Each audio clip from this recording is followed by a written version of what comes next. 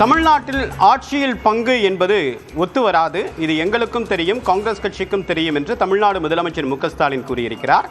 கடந்த சில நாட்களுக்கு முன்னதாக ஆட்சி அதிகாரத்தில் பங்கு என்ற ஒரு முழக்கத்தை காங்கிரஸ் கட்சியுடைய இரண்டாம் கட்ட தலைவர்கள் முன்வைத்தனர். இதற்கு காங்கிரஸ் தலைமை நேரடியாக எந்த விதமான ஒரு கருத்தையும் நிலைப்பாட்டையும் தெரிவிக்காத நிலையில் டெல்லிக்கு சென்ற திமுக எம்பி தலைமையிலான குழு காங்கிரஸ் கட்சியுடைய மூத்த தலைவர் ராகுல் காந்தியை சந்தித்து பேசினார்கள். அதற்கு பிறகு இந்த ஆட்சி அதிகாரத்தில் பங்கு என்ற நிலைப்பாடு தொடர்பாக காங்கிரஸ் மௌனம் காத்து வந்தது.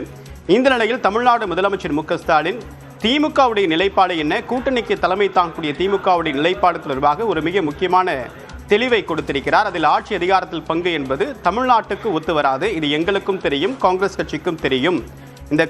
இதை காங்கிரஸ் ஏற்றுக்கொள்கிறதா என்பதுதான் தற்போது அடுத்ததாக இருக்கக்கூடிய கேள்வி. அடுத்ததாக திமுக காங்கிரஸ் கூட்டணியை பிரிக்க ஒரு சிலர் சதி செய்கிறார்கள், அது நிறைவேறாது, இந்த கூட்டணி வெற்றிகரமாக தேர்தலை சந்திக்கும் என்றும் தமிழ்நாடு முதலமைச்சர் கூறியிருக்கிறார். தொடர்பாக தன்னுடைய கருத்துக்களை பகிர்ந்து கொள்வதற்காக மூத்த பத்திரிகையாளர் திரு தராசு ஷாம் நம்முடன் இணைகிறார்.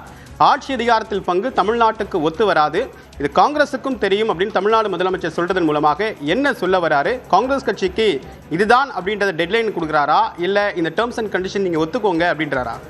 கரெக்ட், டேர்ம்ஸ் அண்ட் கண்டிஷன்ஸ் ஒத்துக்கோங்கன்னு சொல்றாரு. இதுதான் சொல்லிட்டாரு. ஆட்சியில் பங்கு, அதிகாரத்தில் பங்கு.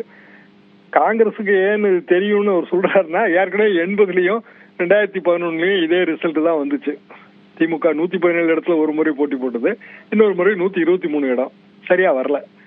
தமிழ்நாட்டை பொறுத்த வரைக்கும் ஒரு கட்சி தனித்து ஆட்சி அமைக்கக்கூடிய அளவுக்கு வலிமையான இடங்கள்ல போட்டி போடணும். எண்ணிக்கை கூடுதலான இடம் 160-170 இடத்துல போட்டி போடத்தான் வாய்ப்பு. எனவே அது போகத்தான் மீதியை பிரிச்சு கொடுக்க முடியும். இப்ப ஆட்சியில் பங்கு, அதிகாரத்தில் பங்கு, இதை மேஜர் பார்ட்டி தானே டிசைட் பண்ண முடியும். திமுகவோ அதிமுகவோ இவங்க தான் டிசைட் பண்ண முடியும். நீங்களே கேட்கறதுல அர்த்தமே இல்லையே.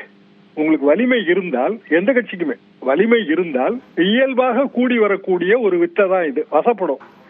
வலிமை இல்லைன்னா வசப்படாது. அதிக சீட்டு அது தனியான கதை. ஒரு கூட்டணியில கொள்கை அடிப்படையில முதல் முடிவு ஆட்சியில பங்கு உண்டாங்கிறது தான். இப்ப விஜய் தனியான மெஜாரிட்டியோட நாங்க வந்தாலும் ஆட்சியில பங்கு அவரோட கொள்கை முடிவு, அது வேற விஷயம்.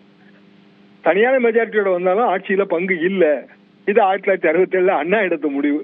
அதுதான் இன்னைய வரைக்கும் தொடருது திமுக.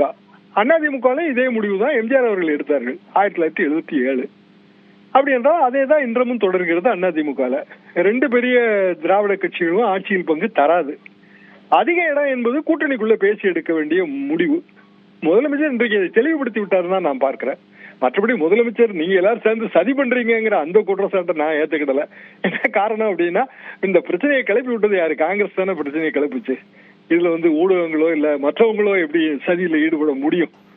எனவே அப்படியான சதி இருப்பதாக நான் கருதவில்லை. காங்கிரஸே தான் சொல்லுச்சு. இப்போ காங்கிரஸே தான் பின்வாங்கணும். உங்களுடைய கருத்துக்களுக்கு மிக்க நன்றி திரு ஷாம். தொடர்ந்து நேரலையே ஒரு சிறிய இடைவெளிக்கு பிறகு தொடரலாம்.